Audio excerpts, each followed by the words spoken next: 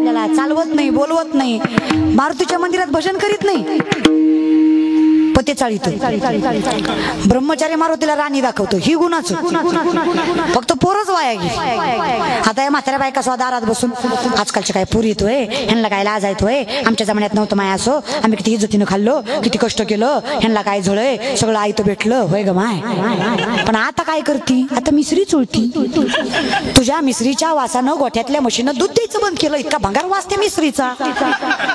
तू नातीला कुठल्या तोंडाने ज्ञानेश्वरी वाचाय सांगणार आहे, सांग ना. घरात तर पाहिजे का नाही दादा, लय पुढच्याला नावं ठेवत जाऊ नका. करतात लेकर, करू देत जा. तुम्ही करू तर द्या, हे तर मोठा प्रॉब्लेम आहे. करू तर देत जा. या विषयाकडे शेतकरी, शेतकऱ्याच्या पायात काटा मोडला, नवल नाही मोडतोच. शेतकऱ्याच्या पायात काटा मोडला, शेतकरी काटा बघायला पाण्याने पाय स्वच्छ करतो का, घाई असेल तर काय लावतो, लाजू नका, सगळे थुकाच लावतात. इथे काय हायजीन मेंटेन करायचं नसतं, थुकाच लावायचं असतं. बरं, एका थुक्यात काटा दिसतो, तो काय सॉक्स घालून नांगर धरतो वय, थुक्यात काटा दिसाय 2-4 वेळा लावावा लागतो. काटा मोडला जी झाला, त्रास झाला त्रैलोक्याच्या नाथाला. जगाचा बाप आहे ना, वाईट वाटलं. पाठीमागे धावायला लागला जिजांच्या. थांबा म्हणे जिजा, काटा रुतला तुम्हाला. विठ्ठला कळतंय किंवा आम्हाला, पण कसं सांगू तुम्हाला, माझ्या पायातल्या काट्यापेक्षा माझ्या तुकोबांच्या पोटाची भूक जास्त बोचते मला. आधी ती भागवते, मग येते दर्शनाला. असं पातिव्रत्य सांभाळणारी बाई जगाच्या मालकानं सामर्थ्यानं वाट बघावी तिची. तुकोबांना भाकरी देऊन पाठीशी आल्या जिजा. विठ्ठल जाग्यावर आहे, साधा नाहीये बरं तो. माझ्या विटेवरच्या मालकाच्या चरणाचा लाभ व्हावा म्हणून ऋषी मुनी तपस्वी झाडाला उलट टांगून तपश्चर्या करतात. जिवंतपणी त्यांचं हाडमांस प्राणी पक्षी खाऊन जातात, तरी त्यांना भान नाही.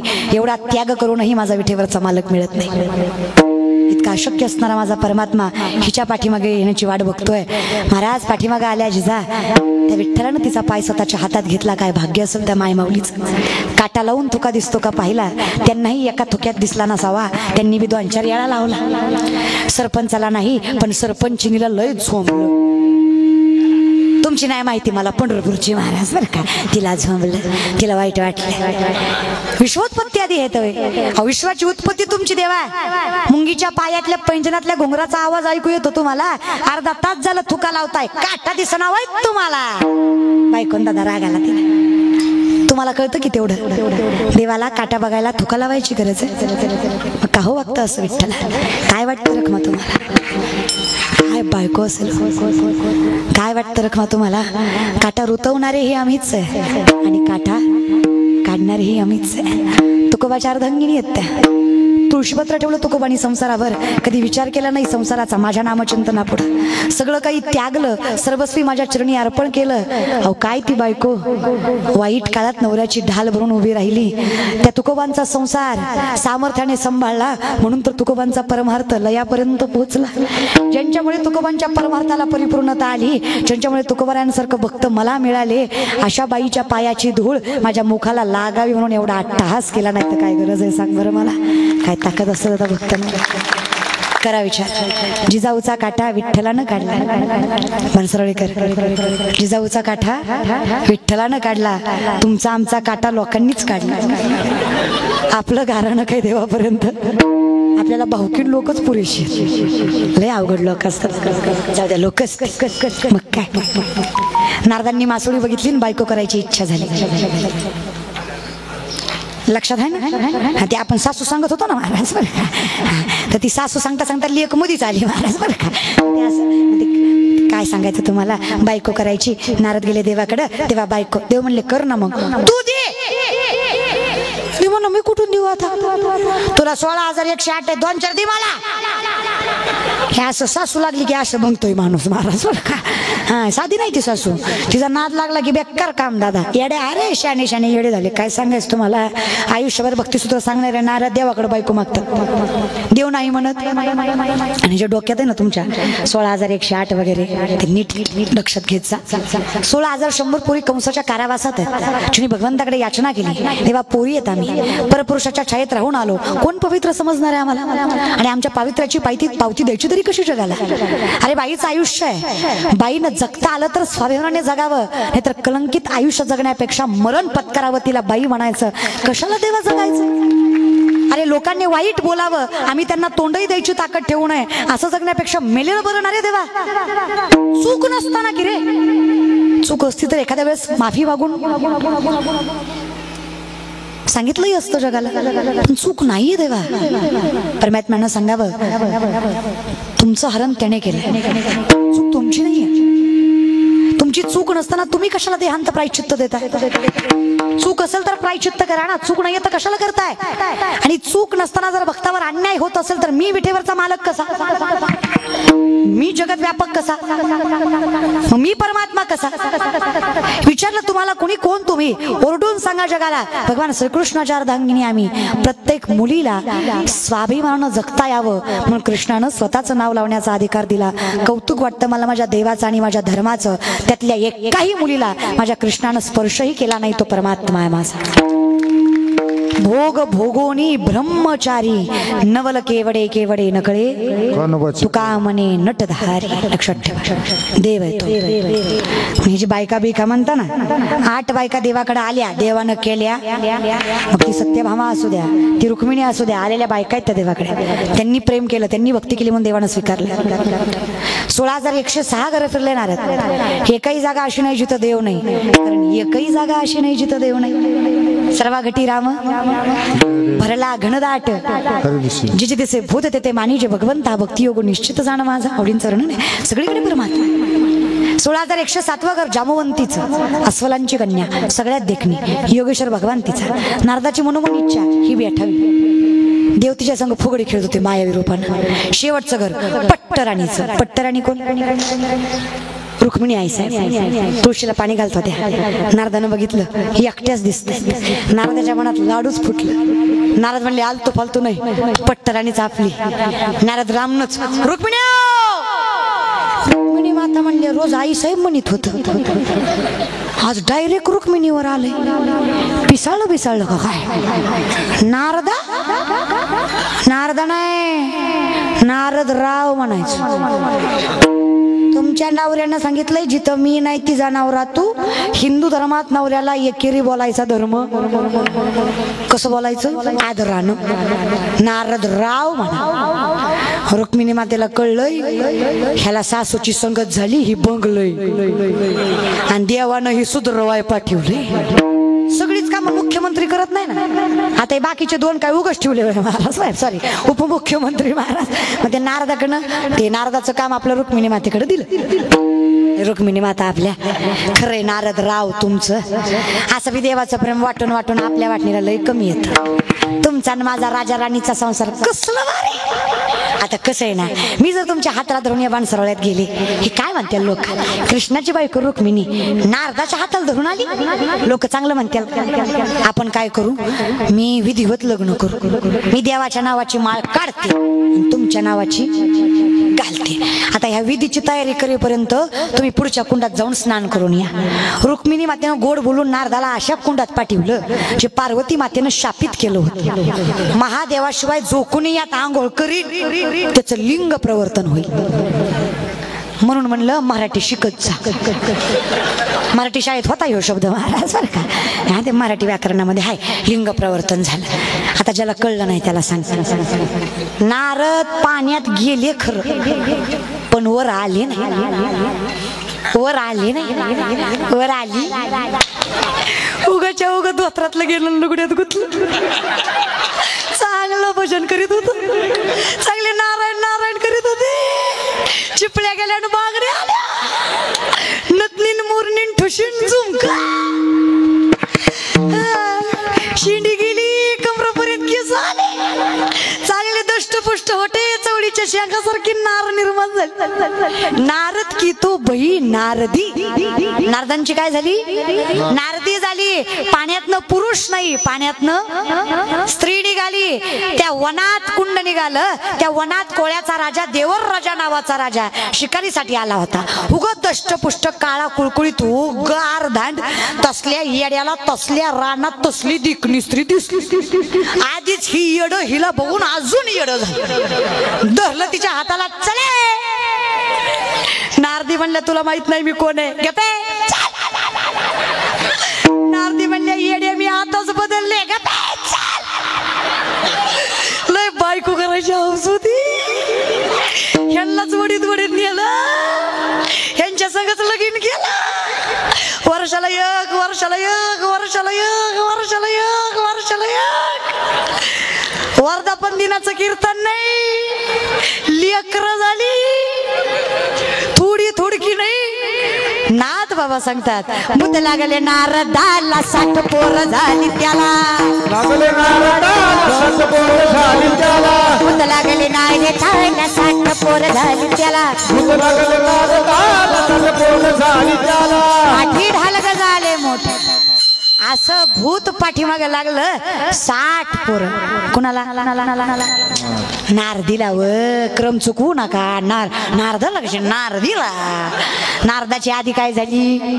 तिला किती लेकरं झाली? 60 पोर, 61वी मुलगी, कपिला 60. 61. 2 असली घरात किती जीव दमतो ग. शहाणा असतो एक येड असतो. शहाणा सगळं ऐकतो, येड माणसं बघून उड्या मारतो. की पाहुणा आल्यावर उड्या मारतो. त्याला माहित आहे माणसात काय करते, नुसती जातो खाती करते काय. पाहुणा गेल्यावर झपक कधी ना, पण ती पाहुण्याच्या ताटातलंच लाडू उचलतो. पाहुण्याला खायचं असतं पण पाहुणा तरी काय करीन, घे घे म्हणतो. काय की नाही असं. ती 2 लेकर, दोघात एवढी तरा. 61 किती असते? नारदी म्हणली एक खातं, एक उठतं, एक बसतं, एक झोपतं, एक मुततं.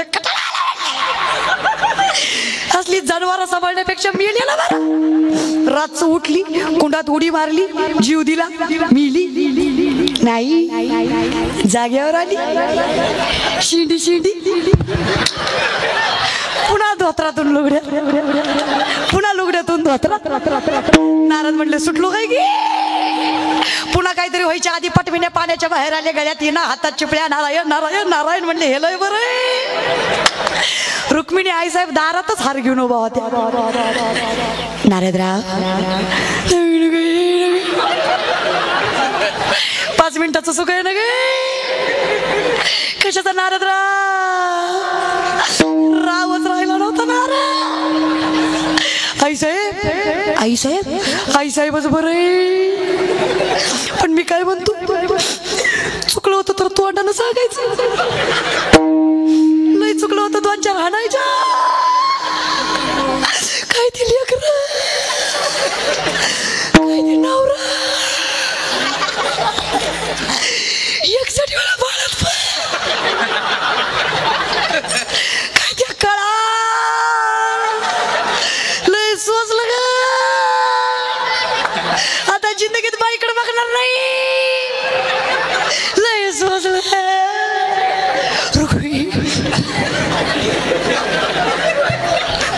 मला आहे ना नारदांचं वाईट वाटत नाही, मला तुमची काळजी वाटते.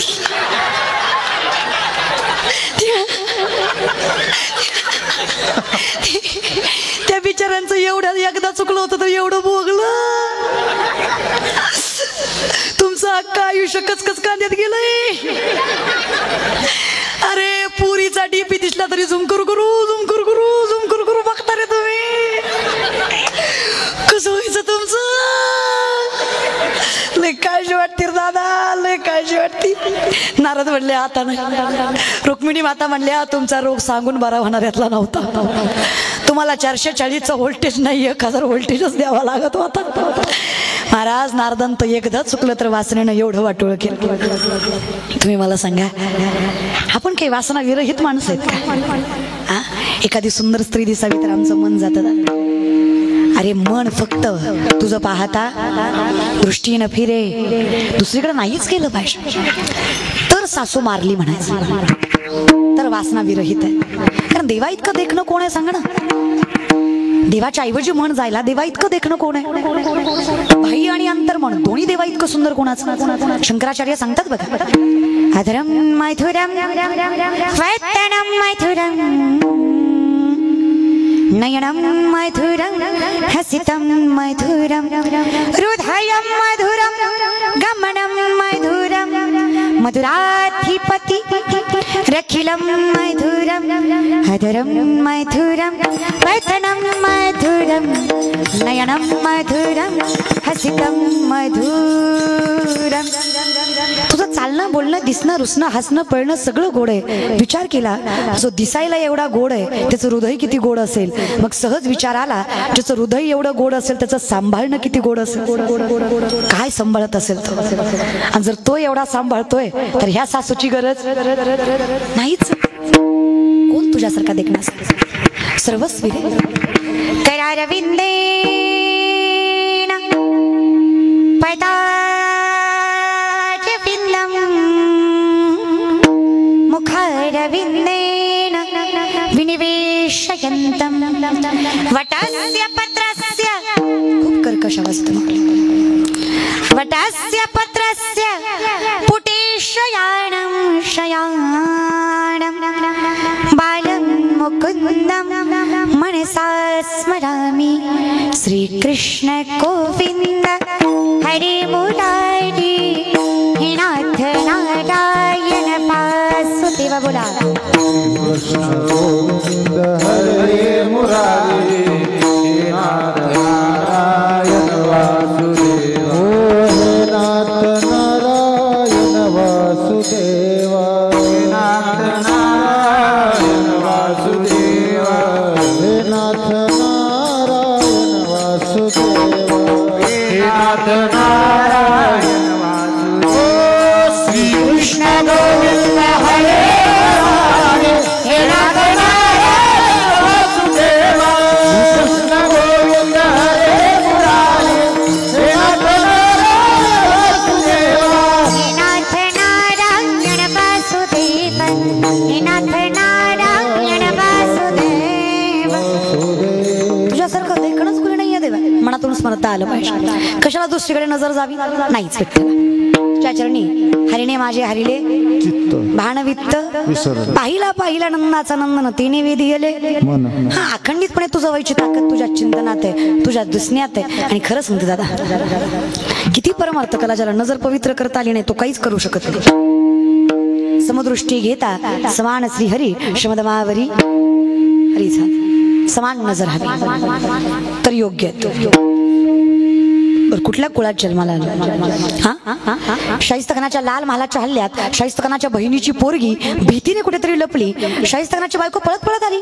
झाबडा झाबडा मुझे लगता है शिवा के मावलों ने बदली की आग में लड़की उठा ली. शाहिस्तखान शत्रु है पण बायकोला सांगतो बेगम जबान को लगाम दे. शिवा के मावले है वो ऐसे उनकी औलाद नहीं कि बेटी उठा सके. शत्रु की जान ले लेंगे औरत को बाइज्जत छोड़ देंगे. कौतुक बायकोला वाटलं. क्या लगता है आपको झाबड़ा तुमने उनकी बहू बेटियां उठाई यहाँ तक उनकी इज्जत तक लूट ली. तुमने नहीं सोचा वो औरत है उसका क्या कसूर. फिर वो क्यों सोचेंगे कि वो औरत है.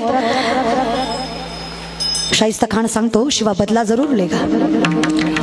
नाम रुतबा सल्तनत इज्जत शोहरत यहाँ तक जिंदगी तक नहीं बख्शेगा. लेकिन बेगम इस बात की जबान देता हूँ बेटी उनकी हो या अपनी किसी भी मुल्क किसी भी जात किसी भी धर्म की क्यों ना हो कितनी भी सुंदर क्यों ना हो आगे से समर्पित करने वाली भी क्यों ना हो हर औरत को देवी की तरह पूछते हैं. ऐसे हिंदू है वो औरत जात की इज्जत करते हैं. कौतुक बायकोला वाटलं रे. शत्रूलाही विश्वास वाटावा असं चारित्र्य ज्या राजाचं त्याचे वारसदार आहेत. आपल्या नजरेत तेवढीच प्रखरता तेवढंच सामर्थ्य तेवढंच पावित्र्य हवं तर हिंदू आहेत आपण. देवाऐवजी दुसरीकडे मन जात असेल तर कलंक आहेत आपण. नको देवा ही चुकीची नजर आहे ना माझी. नको नको नको नको. सासू माझी किरकिर करी लवकर न्यायी गतीला. सासू माझी किरकिर करी लवकर न्यायी गतीला. सासू माझी किरकिर करी लवकर न्यायी गतीला. सासू माझी किरकिर करी लवकर न्यायी गतीला. सत्वर पावकी मला भवानी आई रोडगा बाईन तुला. सत्वर पावकी मला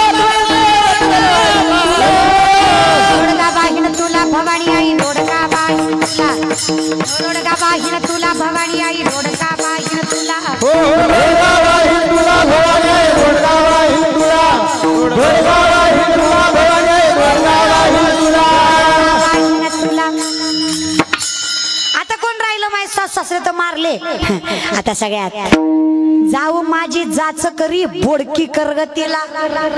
जाऊ कोण आशा नाव ताई कितीचं असावं महाराज बरं का. जाऊचं नाव काय आशा. हिला किती बी द्या कमीच पडत. किती बी खाऊ घाला पोट काय भरत. सर्व सुखाची आशा जन्म गेला, हिच्या नादी लागून आयुष्य गेलं, पण ही काय सुटली. जगण्याचं कारणच ती आहे. माणूस जगतो कशा? आशेवर तर जगतो माणूस. कुणाला सुखाची, कुणाला परमात्म्याच्या प्राप्तीची, कुणाला धनाची, कुणाला नामाची, कशा ना कशाची अपेक्षा आशा असते. मग आशा मारायची का?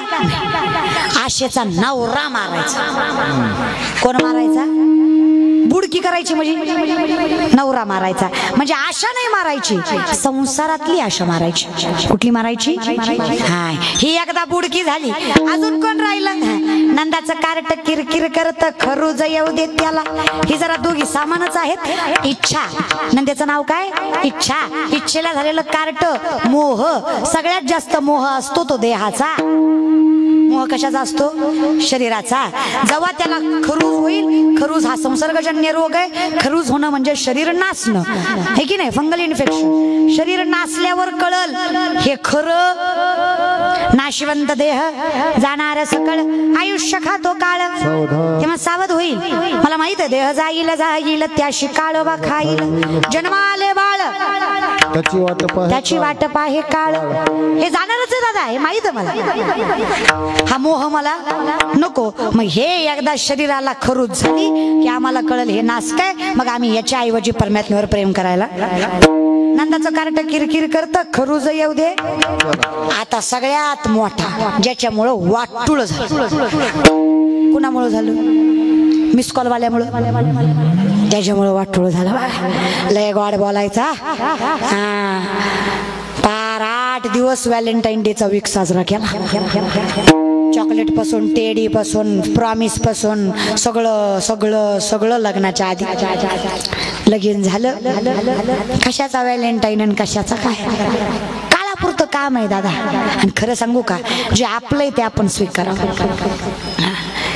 अरे, ज्या जगाच्या मालकानं आपल्याला सामर्थ्याने भक्तीसाठी जन्माला घातलं. अरे, प्रेम करायचंच आहे ना तर विठेवरच्या मालकावर करायचं. आणि व्हॅलेंटाईन मानायचाच आहे तर विठेवरच्या मालकाला मानायचा. सगळ्यात जास्त त्याने दिलंय आपल्याला. त्याला एकत्री गुलाब द्या, त्यालाही म्हणा बाबा लय प्रेम आहे माझं तुझ्यावर, लय जीव आहे माझं तुझ्यावर. बाकी काय आपलं आपण करायचं. बाकी जे आपल्या संस्कृती बसत नाही ते नाही केलं तरी चालतंय. या विषयात ताकद.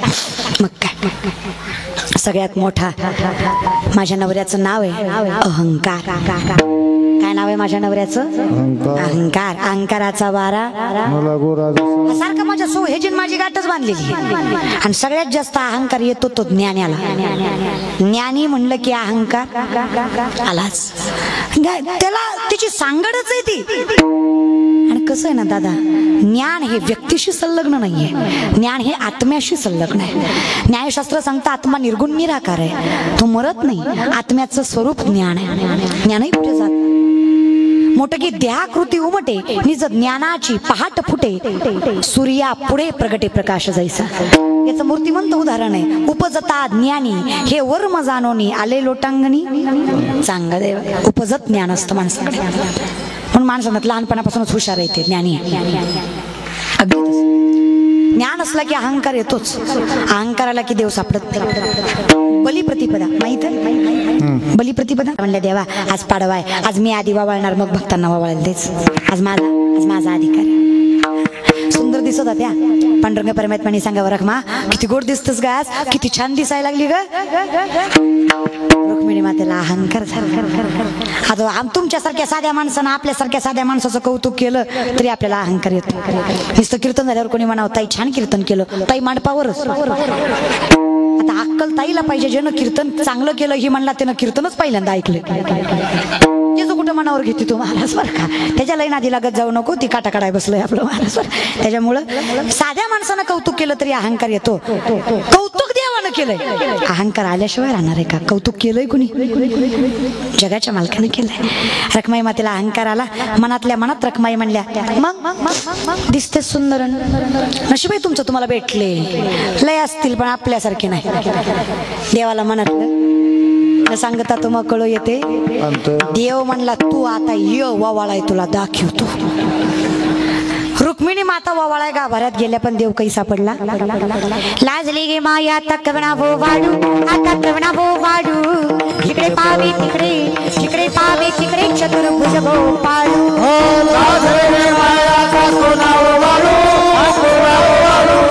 जिकडे पावे तिकडे जिकडे पावे तिकडे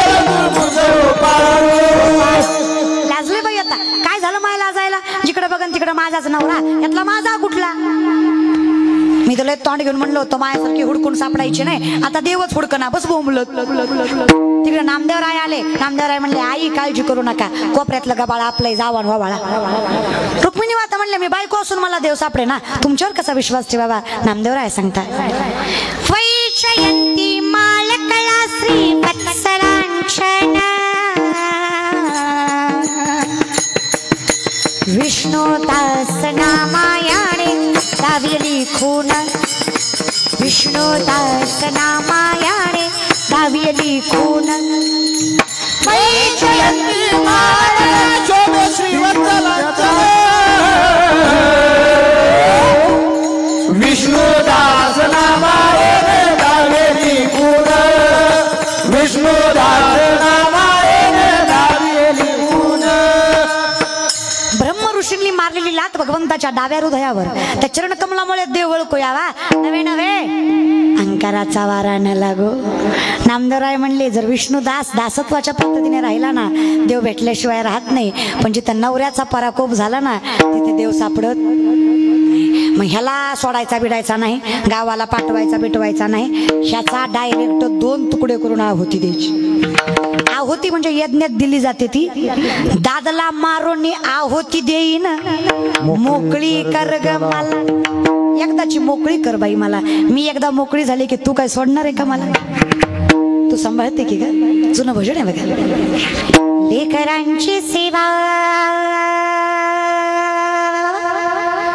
केली सतुआ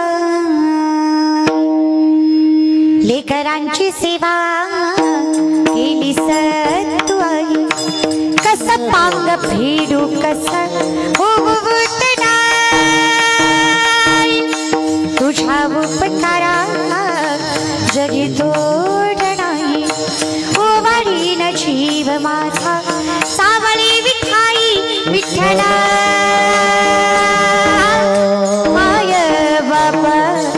अभंगाला सोड टाळची पडांची अभंगाला सोड टाळची पडांची माहुलीत मूर्ती विठ्ठलाची माहुलीत मूर्ती विठ्ठलाची माहुलीत मूर्ती किती करशील देवा फिरत्याचा का करती देशी फिरत्याचा का करती देशी मातीला मकात विठ्ठला तू वेडा तुम्हा विठ्ठला तू वेडा आकाशी जय पाघर पाघरा आकाशी जय पाघर पाघराचा सोडी सोन्याचा पिंजरा सोन्याचा सोन्याचा सोन्याचा पिंजरा पाहुली चालती काळ बाजून बसलेला माय माऊली बाजून करा पाहुली चालती राहिलेल्या 2-4 येत असल म्हणायला तर देवाच्या दारात म्हणायला लाजू नका आणि तेवढं येत नसल म्हणायला तर देवाच्या दारात जरा लाजा कळलं तिला कळलं महाराज पाहुली चालती पाहुली चालती तुम्हाला काय प्रॉब्लेम आहे का पाहुली चालती दुखी संसाराची दुखी संसाराची पाहुली चालती यमुनेच्या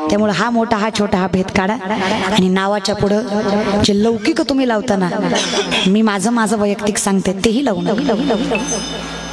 हा तज्ञ नको, हा यज्ञ नको, हा वज्ञ नको, हे फेम नको, ते फेम नको, डुसकं नको, सुस्कं नको, हुस्कं नको, काही नको, विनोदाचार्य नको, समाज प्रबोधनकार नको. आपल्या वारकऱ्यासाठी एकच पदवी सगळ्यात महान आहे आणि त्या पदवीचा कधीच नकारात्मक दृष्टिकोन बदलायचा नसेल तर ती एकच पदवी लावावी, हरिभक्त परायण. याच्या पलीकडे पदवीच नसेल. मी त्याचा दास आहे, मी त्याच्या नामचिंतनाचं परायण करतो, याच्या पलीकडे मला काही नकोय. आम्ही दैवाचे दास, आम्ही प्रसिद्ध आहोत, त्याच्यापेक्षा आम्ही त्याच्या मालकाचे दास आहोत, हे आमच्यासाठी पुरेसं आहे. पण काही नाही करता आलं चालेल, फक्त मुखात नाम असावं. विठोबाय रखुमाय हरी जय जय, विठोबाय रखुमाय विठोबाय रखुमाय